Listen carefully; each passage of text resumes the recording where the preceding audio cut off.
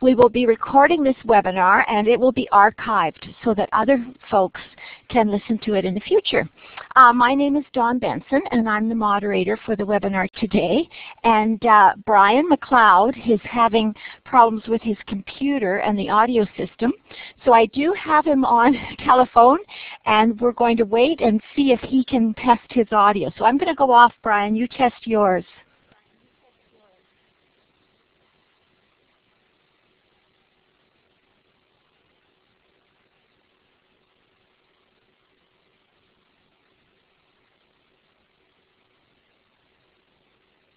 Okay, so there's no audio, Brian. So I think we should go to Plan B. You wanted to shut down your computer, reboot, come back in, and then see if the audio worked. And in the meantime, I think what I will do is introduce both of you, because you will be joining us, and perhaps Nancy will go to Plan B, and we'll just quickly brush through Brian's slides and into your part of the work, and then come back to Brian. Does that work okay for you, Nancy? Yes, that's fine with me, thanks. Okay, Brian, so yes, you can see at the top Brian's gone off, and so he's rebooting his computer and hopefully coming back. So I'm going to, I think, start a bit with Brian, the missing Brian. He will be back, and because he was going to be our first speaker, and then I'll introduce Nancy, and then we're going to get right into the presentation. First of all, welcome to those of you who've joined us. We had about 30 people registered today from BC, Nova Scotia, Ontario, Manitoba, and Saskatchewan, and there may be some people who have joined as well, and I'm just going to answer this telephone. Hello? Okay, should I put you on speakerphone? Rebooting the computer as we speak. Okay. Okay. So I do have Brian on speakerphone, and we'll keep him on speakerphone, and if necessary, we'll have him speak through the phone that way. So just to let you know, those of you that have been on before, you know that the audio is coming through your computer. What happens sometimes is the download may be quite slow. It's quite a big download, and so there may be some pauses in the audio, and then you hear the voice very, very fast. It sounds like someone has helium balloon, and it's just as the download is catching up. That's not anything to be worried about, and usually it stops over the course of the presentation, and maybe it only happens once or twice or not at all.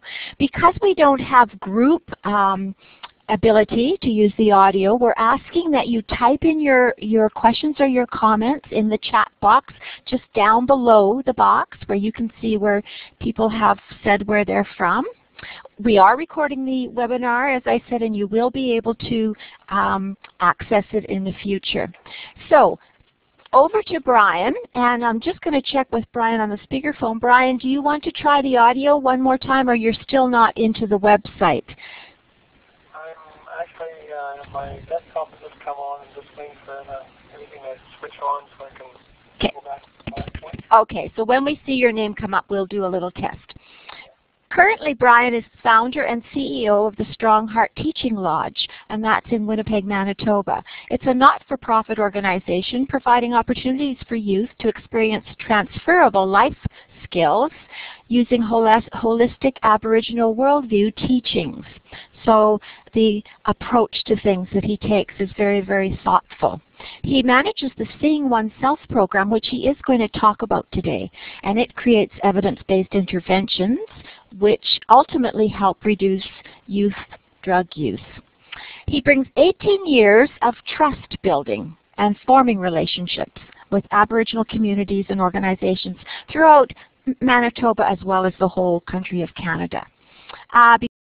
Before coming to the Winnipeg School District, he was a project coordinator for the NADWIN program, a cultural-based prevention program for the elimination of child and youth sexual exploitation. And then he's been most recently employed as the Aboriginal Cultural Advisor for the Winnipeg School Division. And again, he's worked with teachers, other educators in the system, and he's also worked with the curriculum content with the students as well. He has extensive knowledge and experience on providing workshops and presentations and ceremonial gatherings. He does a 5-day training session that he's done with the RCMP and other organizations on Aboriginal perspectives on unresolved historical issues leading to the subsequent contemporary issues. And he is a bundle carrier, which means he's a holder of ceremonial sacred items and ceremonies. Believes in the continuous journey of learning through holistic connectedness of life cycles. And so his ways of learning include experiences, thoughts, feelings, and beliefs. And he's come to this presentation today with that very thoughtful, reflective background. Now, Dr. Camo also has worked with Brian, and she brings 2 decades of professional and research experience in the field of addictions, and she too has done a lot of work on meaningful relations, building 2 decades of good relationships. Nancy is an adjunct professor for the School of Health and Human Performance in the Faculty of Health Professions, as well as a research associate for the Department of Psychology, Dalhousie University. As well, she's associated with the Strong Heart Teaching Lodge with Brian's work, and she's a research fellow for the Institute of Integrative Science and Health for Cape Breton University. She grew up on PEI, Prince Edward Island, and currently resides in Halifax, Nova Scotia. And my background is I was born in Nova Scotia, so I'm a blue noser. So I just feel when I listen to her lovely Nova Scotia soft sound, it just reminds me of being home. So welcome, Nancy. Welcome, Brian, when we see you arrive. And Nancy, I don't have Brian on, so I think probably I'll ask you to... There he is again. Okay, moderator. Okay, so Brian, we can see your name. Do you want to test the audio?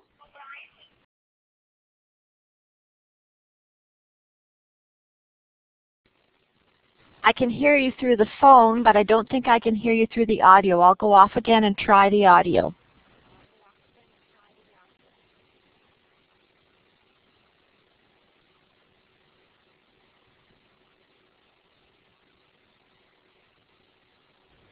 No, we can't seem to hear anything, so I'd like to put you back on speakerphone, Brian, and have you start just using the telephone.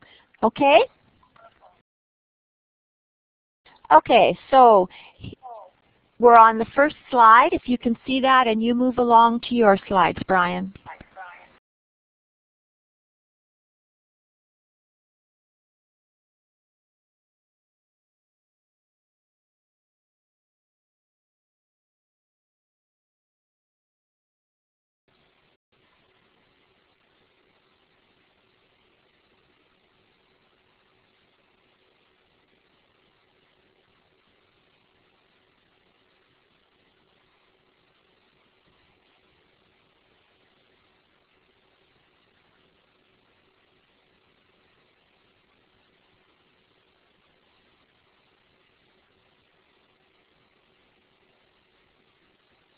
It's very important because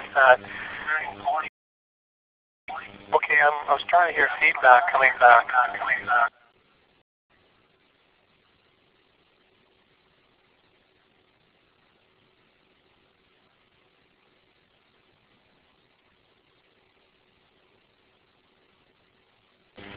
Yes, but I'm not sure if it's the computer or the phone or what's happening. Nancy, could you come on and tell us what's happening?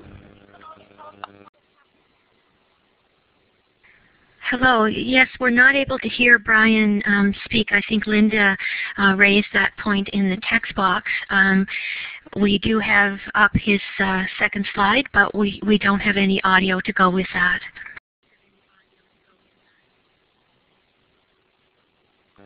Okay.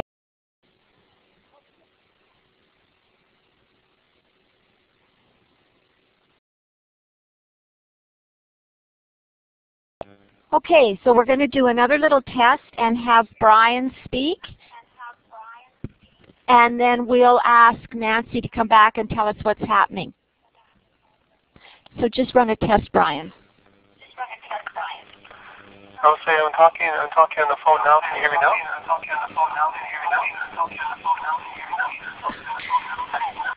Yes, this is Nancy. We were able to hear you, and there was quite an echo, but we did hear you, and I think we can probably proceed that way if you speak slowly. Yep.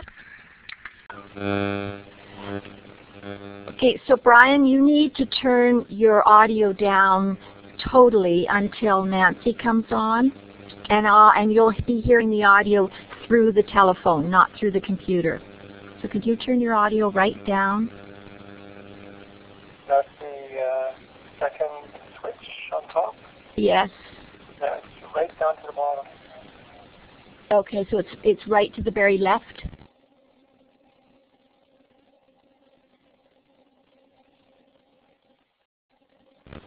Okay, hopefully that's okay. So Brian, try and speak to the slide again. Okay. Okay, well, if we do it this way, can anyone hear me now? The only thing is I can't hear you. So perhaps someone could type in the chat box and let us know if it's now coming through okay. Carry on, Brian. Okay, well, what we're looking at in trying to, building partnerships with the different communities that we've worked with, we have been, I can hear Brian. Okay, it looks like everyone can hear me. We're looking at building the partnerships by also bringing together two different worldviews. And when I say two different, we come from the perspective that there are different worldviews globally. The two main ones that we're dealing with, or looking at, and trying to build partnerships and understanding, is a dichotomous logic worldview and a holistic perspective at looking at circular logic in terms of bringing each aspect of oneself together. So from us, what we're looking at, we want to help build relationships with the different cultural communities that we work with. And of course, this could mean any community, because we understand that all people have culture in one way or another. They all have a way of life. And in reaching youth, we want to look at what's relevant to them, what is their real life experiences, and also make the link of how their own cultural ancestry and identity can help them to find ways of understanding or coping with real life situations. So we want to help or provide the benefits to youth of looking at the world we live in, not only from contemporary wisdom but also traditional wisdom, and seeing how they both actually work together, and they both giving very similar messages. They just may see it in different ways. Some of the ways we've been doing that has been talking with elders for consultation, holding elders gatherings, doing cultural activities, and we see that there's a place for having people come into some of the intervention work that we're going to be doing too. So there is a component of prevention and intervention. Of course, the prevention comes when we actually develop the manuals, and Nancy will be talking a lot more about that later on in the presentation. And we also want to make sure that, or try to bring to the youth understanding, which I think a lot do already. We're just trying to wake some things up, that they already have so many gifts and strengths within them. And it's tapping into that and allowing them to speak in such a way that they feel that they're in a place of being able to share their stories in complete safety and within confidentiality, so that they have the opportunity to speak. And I think it was one of the elders who had talked to us about how for a long time Aboriginal people in general, especially when we look at recent historical events which are very much part of our present reality, a lot of people have been suppressed in terms of how they're able to sound their voice and talk about those things that are relevant to them. So when we talk about culture, we're not only talking, the worldview perspective, we're not only talking about ceremony or spiritual, we're talking about everyday life and trying to bring both perspectives together with the actual Seeing Oneself program and looking at personalities is just a real eye-opener for a lot of youth in terms of being able to see things from unique perspectives, and also from a way that they can identify with other youth when it comes to actual time to do the intervention work. Good example would be one of the quotes we've taken, or that's been shared to us through Elder Austin Tadusis, and he had talked about when a storm comes, when we find shelter, the buffalo will face the storm head on, while other animals will find shelter. And there's good strength and abilities in both. And he brought this to our attention because he also shared with me that a lot of time, many of our communities have fallen into a state of dependency where things have come where other people should be doing this for us. And he brought in the buffalo teachings to share with the young people to say that, like the buffalo, we must also be able to head and face the storm head on and do the things that we need to do to make those changes. And this tied on very well with some of the cultural teachings from Manitoba that also talks about the 7 sacred teachings, looking at love, humility, courage, respect, honesty, wisdom, and truth, and seeing how each one of those teachings are relevant in today's world. Some educational institutions have looked at 7 teachings and made drawn comparisons with character education and done a lot of cultural activities within the schools to help youth, not just Aboriginal youth, but all youth from the different neighborhoods and communities to understand how Aboriginal people or Aboriginal ways have very, very clear relevancy in terms of being able to address issues that are being faced by many people in the community. So I'll turn it over to Nancy. Maybe I could figure out my audio thing while Nancy's talking for the next number of slides, and let's go from there. Okay, and I'm going to go off audio and let Nancy come on. Thanks.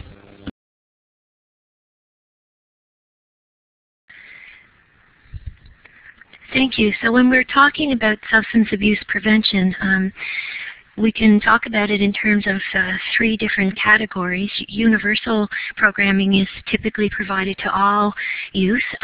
Selective prevention is for youth that are at significantly increased risk. And indicated approaches are more therapeutic or treatment-oriented in nature. Sorry about that. There's a phone call that we just turned off. They hadn't registered for our session.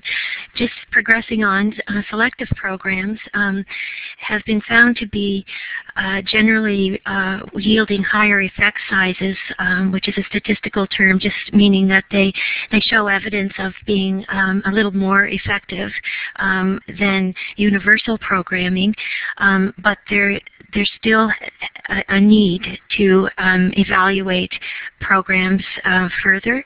Effect sizes are still modest, even for those that are the most well evaluated. So our efforts over the last 10 years or so have been an attempt on this third point to develop a more effective selective program, which again focuses on youth at increased risk. Some new developments in this area include programming that targets relevant personality and underlying motivational factors for youth that use substances. It includes psychoeducational approaches and certain cognitive behavioral techniques with an emphasis on actually making the interventions meaningful and relevant to the cultural context and the history of adolescents' lives. So a little bit of background to this approach and some of those new developments.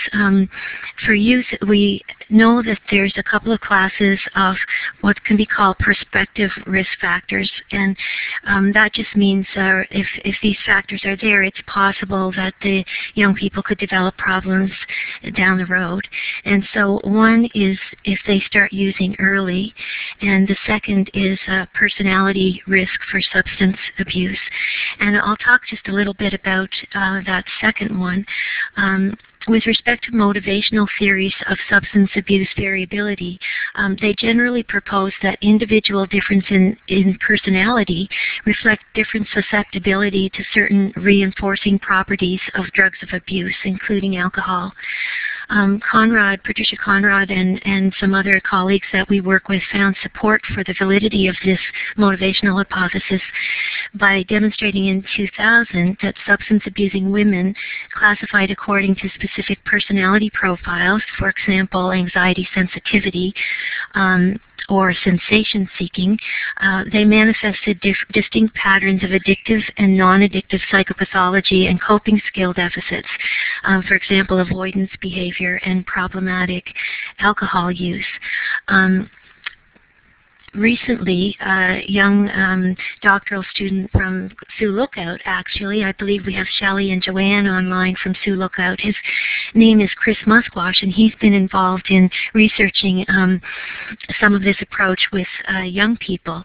High anxiety sensitive, or people who have a fear of anxiety, they may attempt to deal with stressful physical sensations and their worry about anxious feelings by avoiding situations where anxiety may occur, and they may drink or use substances regularly to feel calm and less anxious.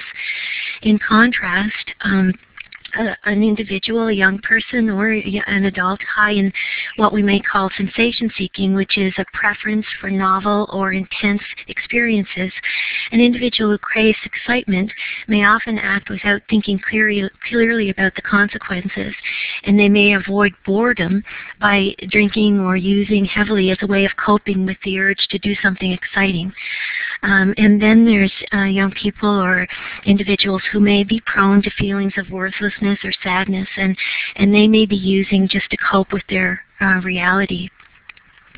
So recent research has shown that brief interventions involving cognitive behavioral coping skills training are most effective in treating alcohol and other substance abuse disorders when they're applied in a matched fashion. For example, sensation-seeking users may benefit most from coping skills that specifically target their underlying enhancement drinking motives, or drinking or using a substance for reasons of increasing internal positive emotional states. Chris Musquash from Sioux Lookout and I and others have extended this treatment approach for use in early intervention with at-risk groups of anxiety-sensitive, of sensation-seeking, and of hopeless or negative thinking youth. And we have then a rationale that has informed the development of a methodology for the brief intervention that we'll be talking about today.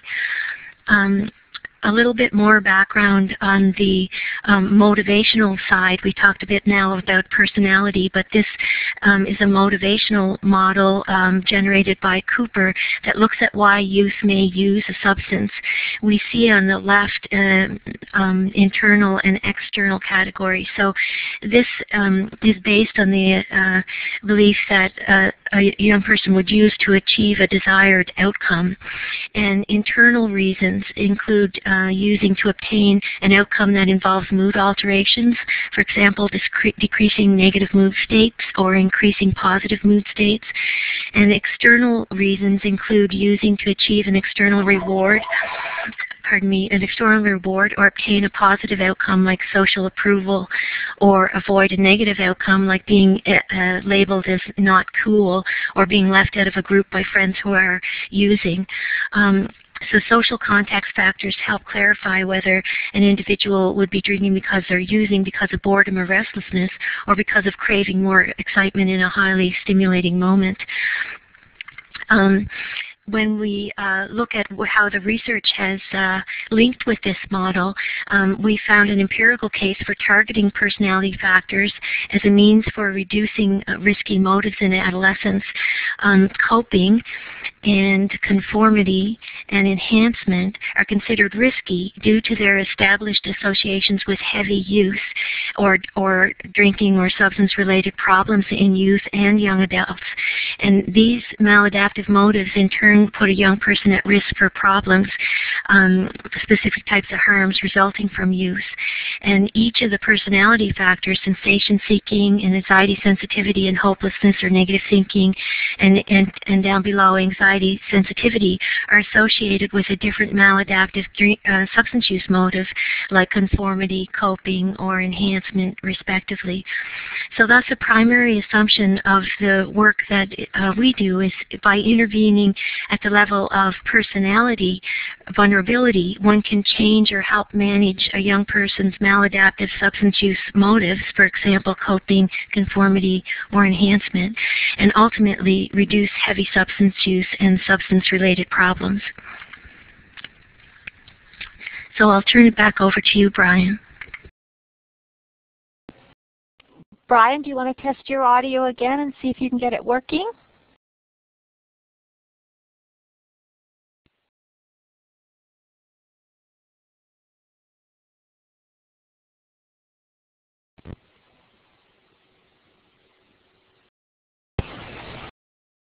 No, it doesn't seem to be working, so I'll ask that you phone again and we will bring you in for these slides.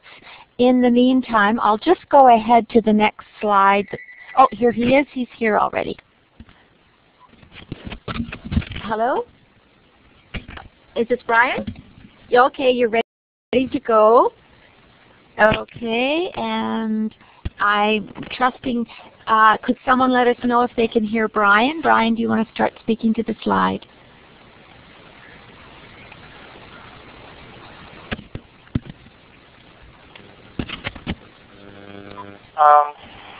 I think one of the things we've seen with many of the youth is being able to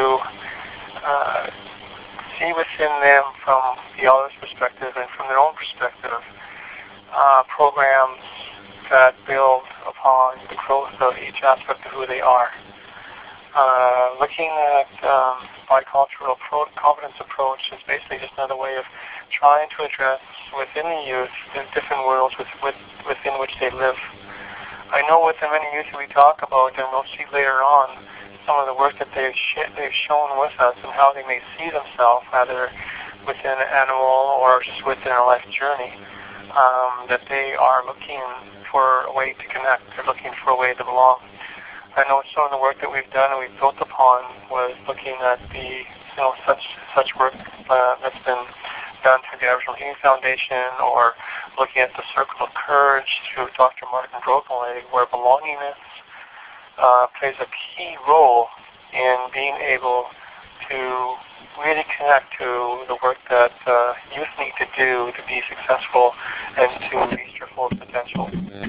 I know that I'm sure many people are very familiar with some of the real dismal education graduation rates that are out there with youth. And we can identify within the Circle of Courage of Dr. Martin Brokenleg the lack of belongingness that many Aboriginal people are feeling. There is a connection to each other, and there is a connection in many things in terms of wanting to be able to reach their full potential, but not feeling that maybe they can do it, or they feel that there's a world out there that they can be part of, which has a lot to do with what I think we're talking about. So within the Seeing Oneself program, it is crucial that we identify not only their real life relevancy, but also that which can help them connect to their life environment and being able to be strong in terms of being able to truly be themselves, but also understand themselves even more. So, bridging the two world views, within the Strong Heart Teaching Lodge, we have a philosophy within which we work with. Within the left-hand side, you would see the medicine wheel, and this is just for us a way of symbolizing the philosophy from which we work from. Because we look in that wheel of stones, you'll see there's 36 of them. This is also transferred into a Circle of Life learning wheel, where we look at 4 elements. We look at sacred laws. The 4 stones in the center would represent those 4 elements, and always bringing back to whatever we're doing as a way of trying to bring back good, strong environmental stewardship, being able to do whatever you do in life, whether you're a parent, you go into a career, you choose to be a bundle carrier, you're trying to be all, everything. That whatever you do comes back to always trying to find that good relationship connection to the elements and to life.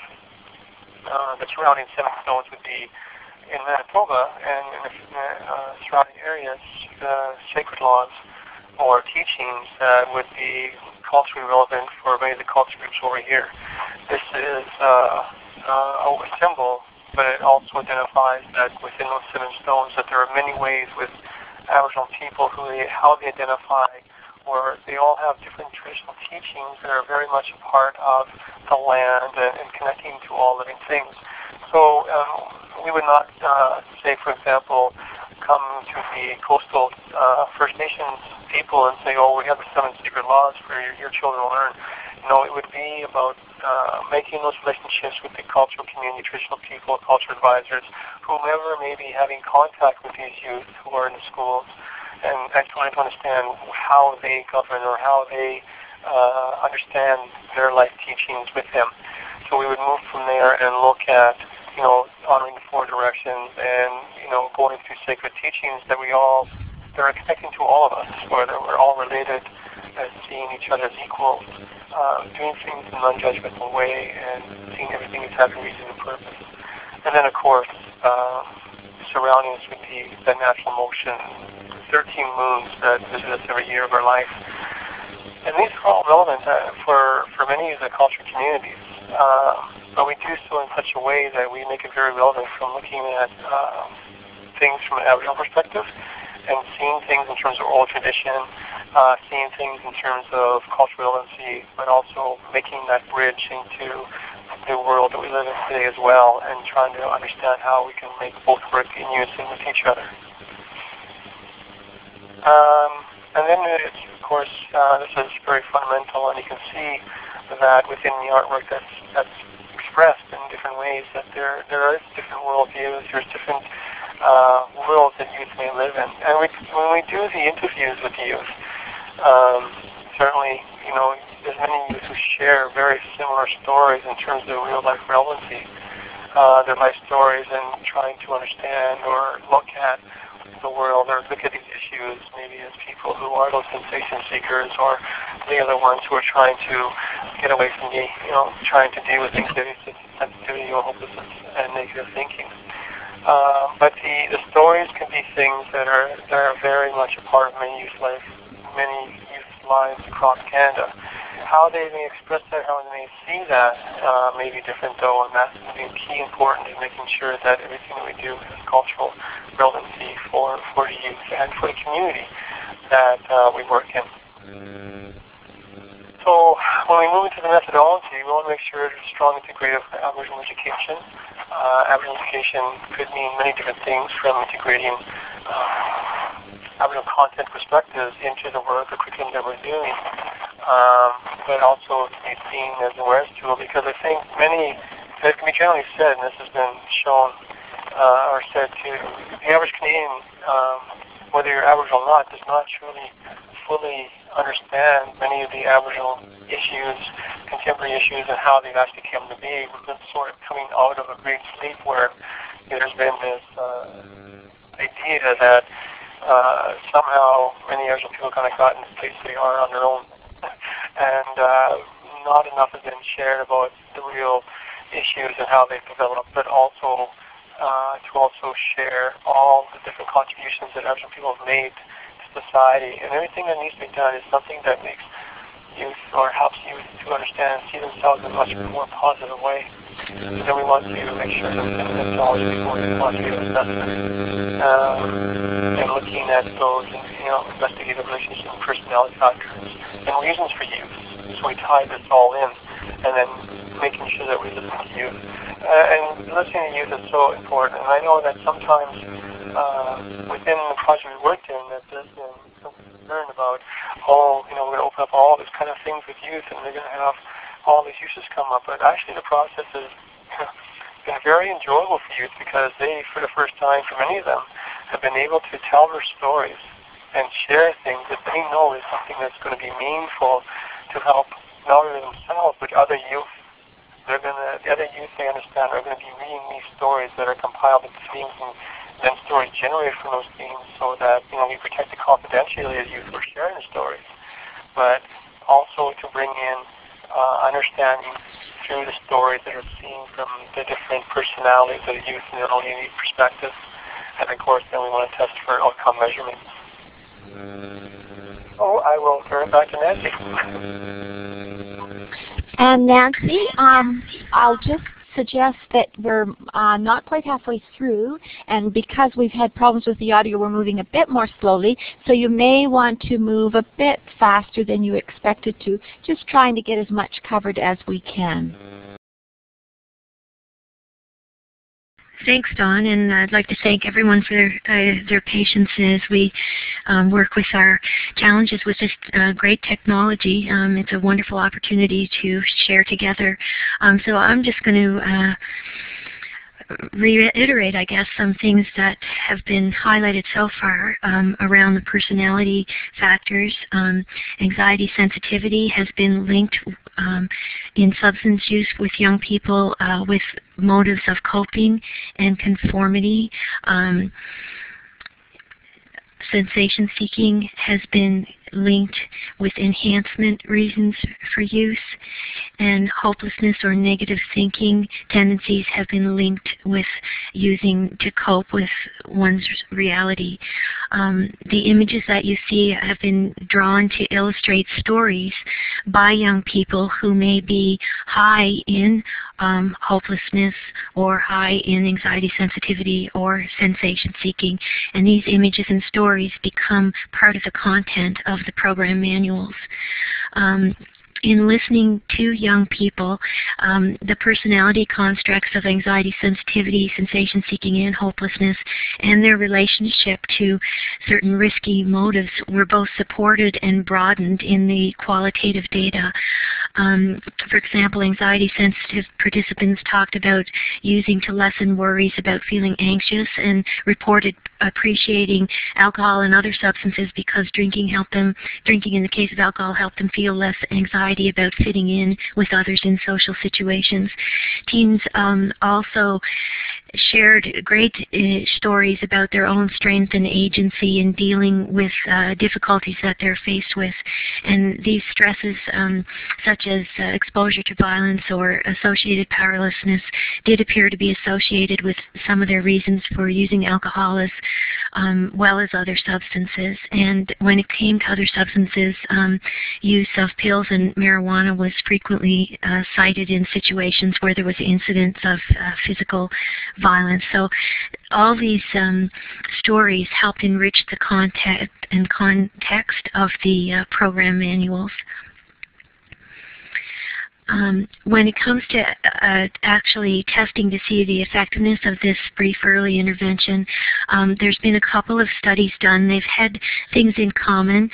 They've both been using what's called experimental and no treatment control groups. So it's a scientific design to actually test whether these personality targeted interventions are effective. In both cases, the interventions were run in a group format, and they were brief, only 2 90-minute sessions, and facilitators were trained to deliver. One study occurred in British Columbia and Nova Scotia. There were approximately 5 high schools involved and about close to 300 youth involved in the testing of the program. And with Mi'kmaq First Nation youth, and here's where Chris Musquash and his work has been most helpful in evaluating the effectiveness of the Nimi'sink or Seeing Oneself program in Nova Scotia. We had a smaller number, but again, the same methodology was used in developing the program. Within the BC Nova Scotia study, we had a high school population, and in the high schools in Nova Scotia, we focused grades 8 to 12. In summary of the BC Nova Scotia study, the program was associated with that's statistically significant reductions in drinking rates, binge drinking, and drinking-related problems. Anxiety, sensitivity, and hopelessness were associated with improvements on assessing abstinence and drinking problems, in that there was an increase in abstinence amongst those young people and a decrease in the measure of problems related to use. Interestingly, sensation seeking was associated with reductions in binge use, when it was found that it was those enhancement drinking sensation seeking use that often tended to use heavily when they did. So it was rewarding to see those results. In the case of the Mi'kmaq First Nation program in Nova Scotia, Nimi'sink was associated with reductions in drinking rates, reductions in marijuana use, reductions in binge drinking, and also a measure of problems related to use. So some very promising results. And it's led us to, I guess, align with a stepped care approach. Although we've been highlighting a selective program, I think that less intensive interventions directed at primary prevention are also very useful and have their place, coupled with programming that may involve screening for high-risk groups like youth that may be of high personality risk, as long as the program content is culturally relevant and has meaning for the young people involved. And then it may need to be supplemented as well with more intensive clinical interventions, often that the resources and the supports already exist in the communities, and it's just bridging and building the relationships so that there's a continuum of care for the young people. So I'll give it back to you, Brian, as we look at concluding. And Nancy, just while we're waiting, Brian's going to have to phone in again because the line cut off. I'm wondering, when you're doing these programs or seeing oneself, is it part of the school setting? Is it outside the school setting? What do the programs actually look like, if you could speak to that? Yeah, that's a great question. So far, these programs have been school-linked and school-based.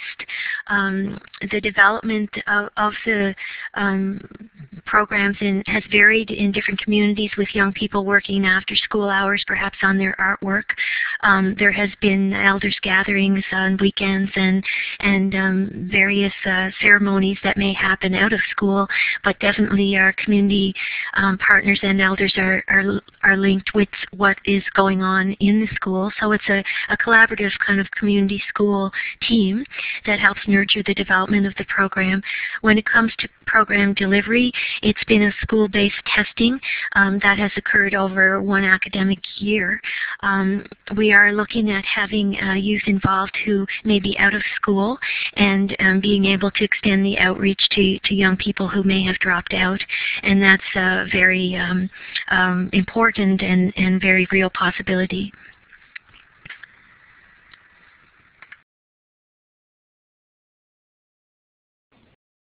Okay, and we've got Brian here on the phone, and I'm going to put him on speakerphone to speak to this last slide. Okay, Brian? Hello. Sorry, I must apologize. I feel a little bit disjointed from the presentation because I've been madly trying to find a way to get my audio working. And you're having a bit of feedback. It could be your audio, Brian. So just make sure it's as low as possible. Okay, how's that? That seems to be better. Okay. You can see with the artwork here, we have a beautiful illustration made by one of the youth. And within the circle, you would see the inner self of the youth and how they truly would feel on the inside. And we're looking at the outer circle. We understand the youth is trying to balance both the outside life and the inside life, and express what he's really hoping for. Because just on the outer edge of the circle, that's the face he shows to most people and the issues he struggles with. Hopefully what we do within the schools and what we try to do is to foster a sense of pride and appreciation for culture, and by culture we're simply meaning the youth's self-worth, self-positive imagery of oneself, and to nurture a sense of belonging with the youth for work that's being done. And I can share this through a story, and we've done a lot of work with youth, and I've done a lot of work with Winnipeg School Division with the Aboriginal Education Department. And youth, there's an incredible sense of strong self-worth and self-esteem within the youth when they see things that are relevant for not only the Aboriginal youth that are in the classroom, but for all students who are within the school, and saying that this is something that comes from me, this is something that comes from my own culture that is meaningful and relevant for many youth around them. And that nurtures a sense of belonging with the youth to the school and with their peers and with the community. So there is a respect that comes for old traditional teachings, whether we're talking about First Nations, Inuit, or any other culture. And this, of course, will increase the youth's likelihood of success. So through this poster, we see a sense of freedom that comes. And I can say that it's with many youth we work with, coming into some of the classrooms and talking with youth about themselves and worldviews and having them see things that are most often enlightening for the youth, but not only for the youth but for the educators as well. They say that there is more than maybe we realize about Aboriginal people and their contributions to the world, to the community, to family, to themselves. And that's important. We've had children in the work that we've done in elementary school stand up for the first time in classrooms and say, I'm Aboriginal, and feeling that they don't necessarily have to hide that. We've had youth in high schools and First Nation communities who feel that what they do now is something that matters not only for themselves but for the community. So there's a sense of belongingness, a sense of caring of the work that's being done for the youth with their sense of connection to the community.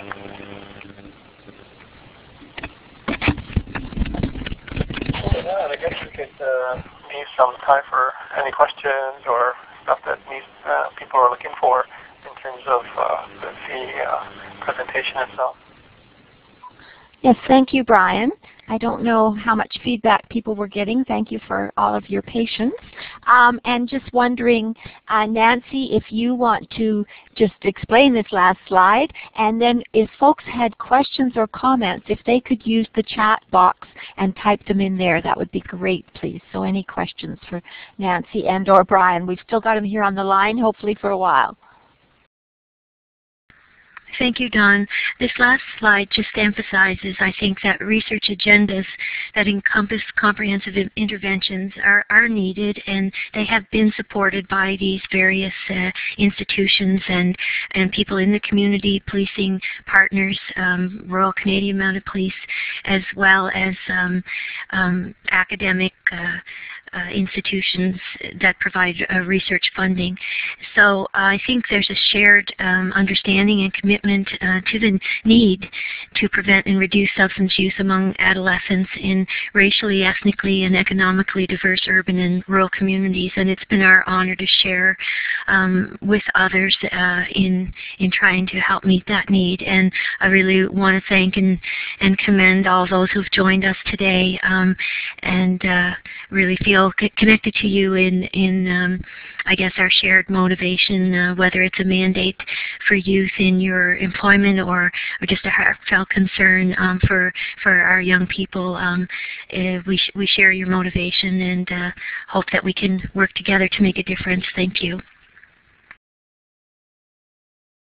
And I see some questions being typed, and I must tell you, Brian and Nancy and I were practicing last week. We practiced yesterday and had all of our audio working. Brian had his in good shape on Friday, and Nancy was having problems, and then yesterday both of them were great. So I'm just so frustrated with that happening, but it is the joy and the sorrow of this technology. So thank you for your patience. And it looks like there might be, somebody was typing a question. Are there any questions? If you type it in, we would be able to see it. Okay, I don't see anybody typing any questions at this time. I will stay on a bit after the webinar, and so folks can add any questions. And we will be sending you a recording of this afterwards, and I'm going to run through it and check the timing just to let people know when we got started as we go through the different testing that we did at the beginning. And Cindy Andrew, I know you've joined us as well, and perhaps you could just give us a little capsule comment and a bit of information about wikis and anything else that you'd like to share with us. And if you have some questions that you're typing, go ahead, type them in, we'll get to them. Cindy, are you there?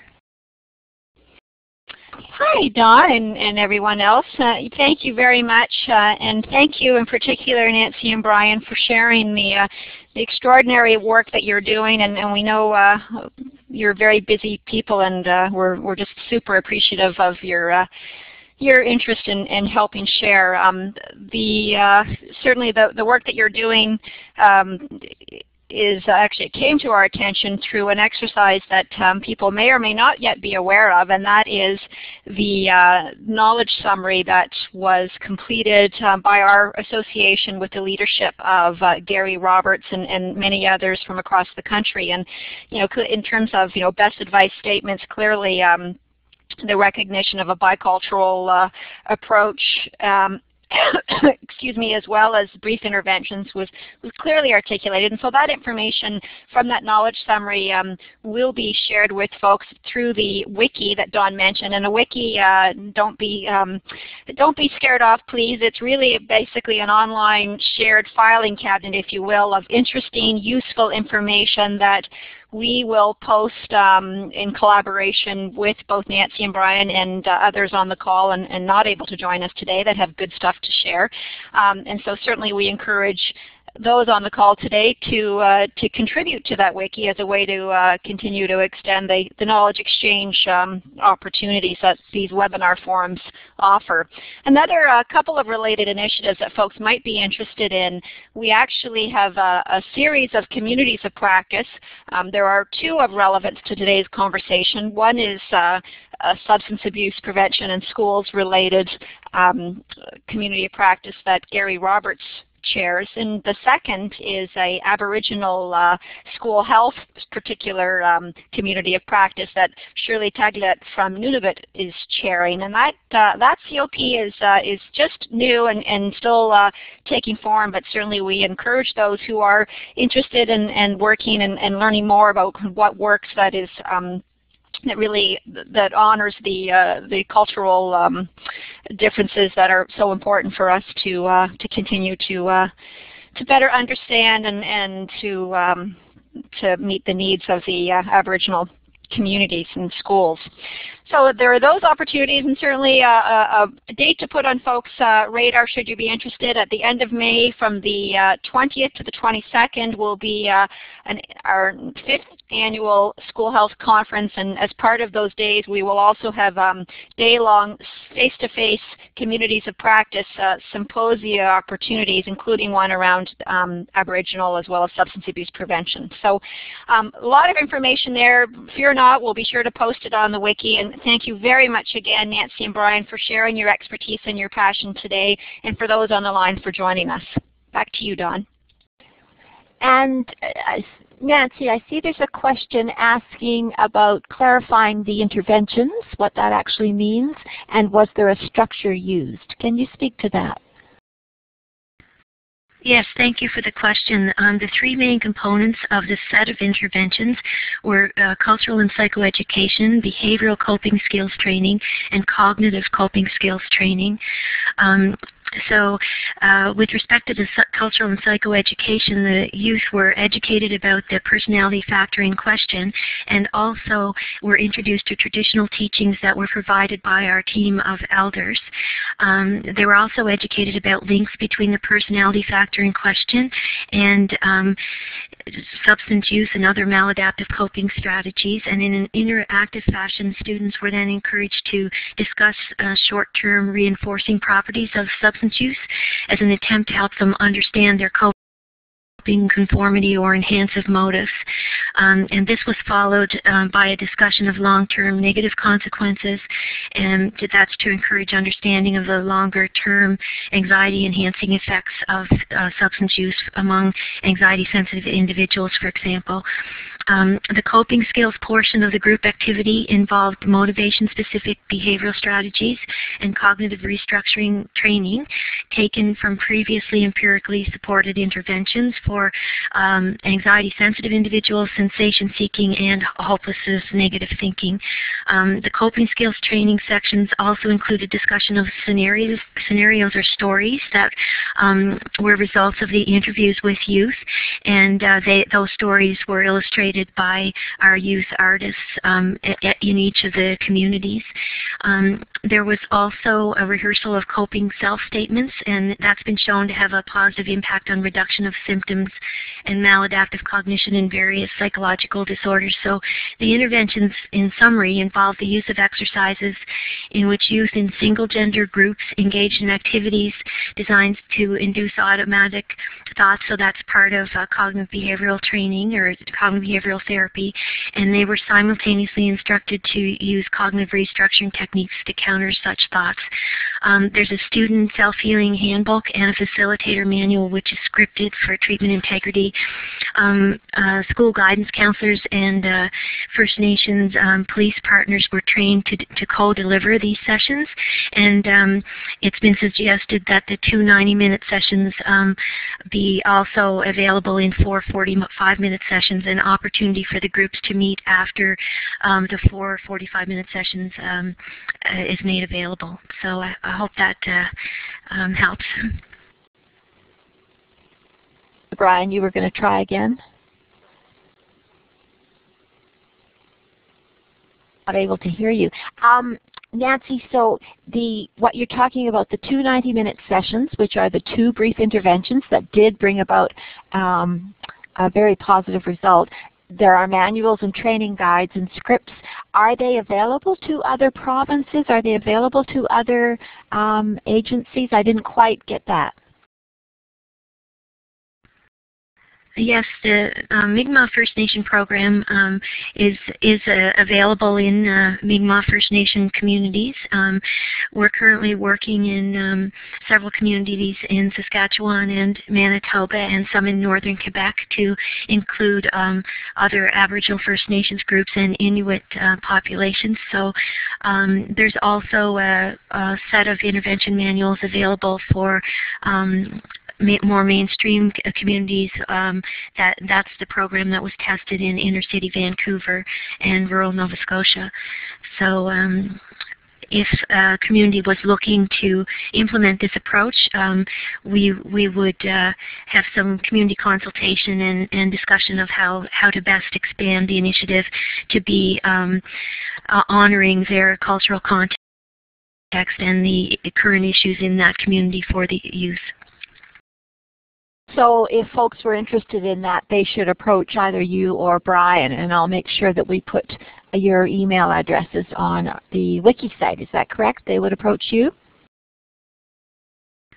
Yeah, I guess for simplicity, it's best, I think, to go through Strong Heart Teaching Lodge. There's a website, and Brian's email is provided, and he accordingly will get in touch with me. So I think it's advisable to get in touch with Brian at Strong Heart Teaching Lodge in Winnipeg.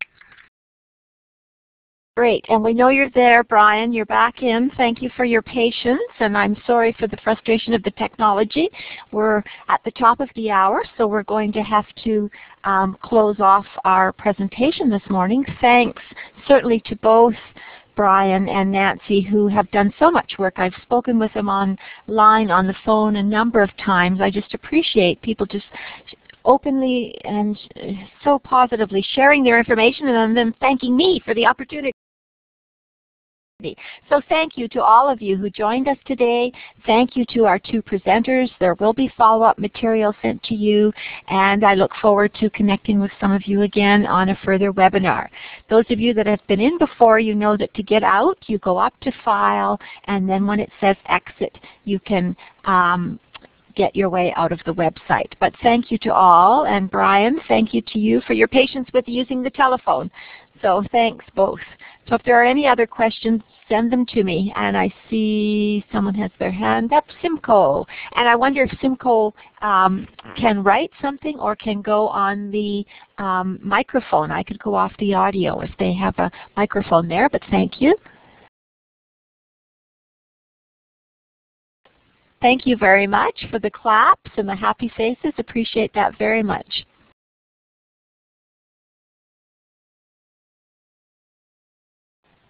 And Brian, what I'm wondering, oh, well, just a minute, I'll turn off the recording now that we've finished.